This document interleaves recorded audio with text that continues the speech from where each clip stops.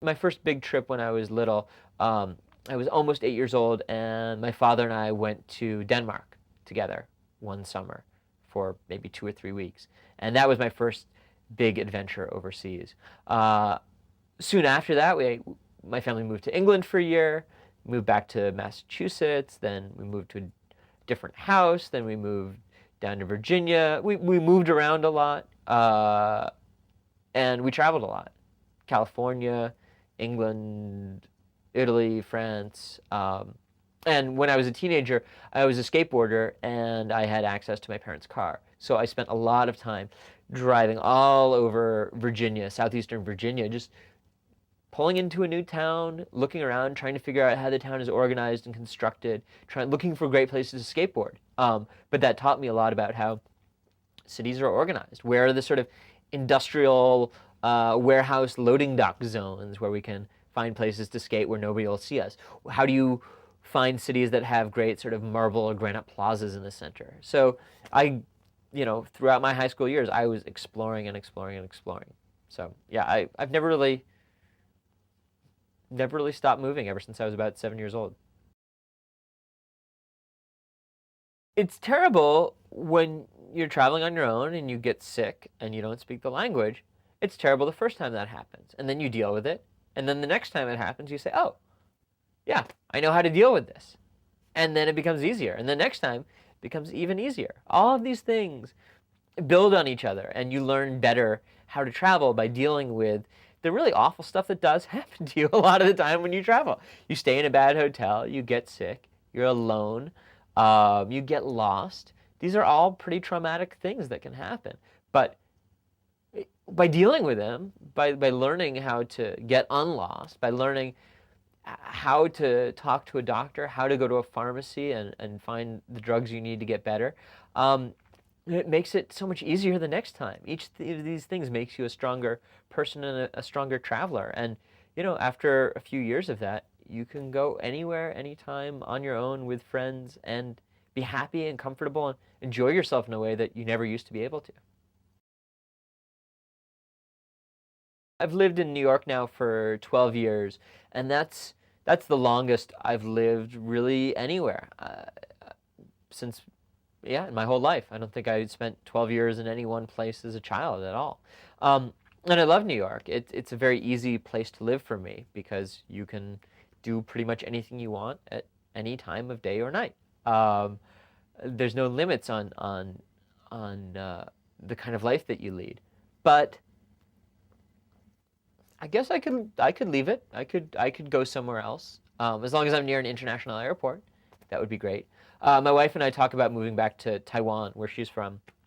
Uh, Maybe in a few years when our daughter is ready for school. But yeah, we don't know yet. I mean, that's my daughter is 16 months old, so that's at least 3 or 4 years in the future, and that's just, I mean, that's impossible to say what's going to happen 4 years from now. I don't know what's going to happen in June. I have no idea.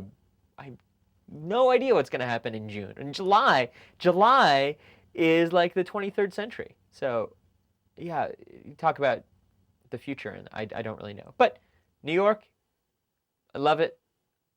I don't want to live anywhere else. But hey, you know what? I could. Honestly, if I had to leave New York and go live somewhere else and just live there and not use it as a base for going to other places, I could probably go back to Ho Chi Minh City, Vietnam, back to Saigon, and spend quite a bit of time there. I loved it when I lived there. I've loved every trip back to visit friends, and it's it's a big place and a complicated place, and I know it well, but I don't know it well enough. There's a lot of corners I haven't explored, a lot of people I haven't yet met there. Uh, I could focus a bit of energy on that city. 10 more years, I don't know. We'll see. I feel like a fisherman or a soldier, sort of going off and making the money and then coming back, or maybe not coming back. Things are unpredictable sometimes. Um, when I'm off on a long trip, my wife and I talk just about every day. One of the nice things about having an unlocked cell phone is You get a SIM card for whatever country you're in, and outside the US, a lot of the time, receiving calls is free. So my wife can call me, it doesn't cost me anything.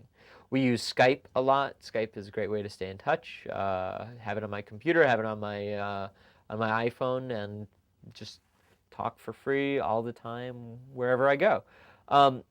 It's more complicated though with a kid. Uh, Not seeing my daughter for 2 weeks is really difficult. And a trip I took in March when I went to Italy, I was there for less than 2 weeks, and when I came back, it was as if she had no idea who I was. She'd been sick a little bit, so she was just not in great shape overall. But when I came back, it was just sort of not lack of recognition, but just a bit freaked out by me. But then I just came back from this 2-week trip to Central Europe, and she's totally cool with me, very comfortable, very happy to see me. So I don't know if there's really a key to it, to making it work. My wife now says, 2 weeks is the most I can go away. After 2 weeks, maybe I should think twice about coming back at all. But there's no key. It's just talk, make sure everybody knows what the ground rules are. Having my wife say 2 weeks is what you can do makes it so that, okay, yes, now I know 2 weeks is what I can do. 2 weeks is the most I can ask for from her. 2 weeks is the biggest assignment I can accept from a magazine or a newspaper. Yeah, hey, 2 weeks, that's good. That's my limit. And if we left it sort of vague, who knows what kind of arguments and tensions would have arisen. She comes with me whenever I can convince my wife that it's a good idea. When Sasha, my daughter, was 6 weeks old, we all went off to Italy together. We went off to Venice and Milan for 2 weeks. I mean, she was just this little nugget, fit inside your coat. And but she had a pretty decent time. She ate, she slept, she stayed warm, she didn't cry too much. And we were in Italy, and so people loved her. People were like, "Oh, la piccolina, oh, che cara bambina, oh, it's so sweet." Everyone was so happy to see her. And then in January, when she was a year old, this past January, I took her alone to San Francisco for a week, which is a much more complicated endeavor. I mean, at a year old, all of a sudden you have this creature who walks, who is starting to talk, who eats things, but not other things, who is developing a sense of will and a sense of won't. And that was tough. And that was just me and her on our own together. It was exhausting. I mean, just the physical effort to keep up with her and to take care of her, and to know that at the end of the night, the end of the day, there's not another parent to shift her off to. Yeah, man, that's just, I was asleep at 9:30 every night because there's no other way to do it. But, in the end, it was fun. I mean, I had a good time. She had an interesting experience. Who knows what she'll remember of it, but I like to think that she's getting accustomed to the idea and the experience of travel. It's not an unusual thing for her to do. And those were just trips for stories. In the meantime, she's been to Taiwan twice. She's been to Germany. She's been to Minneapolis. She's got a well-stamped passport.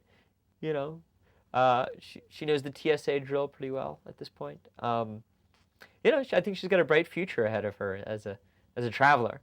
Travel writer? I don't know. I mean, she has trouble counting to 3, so we may have to wait a little bit on that.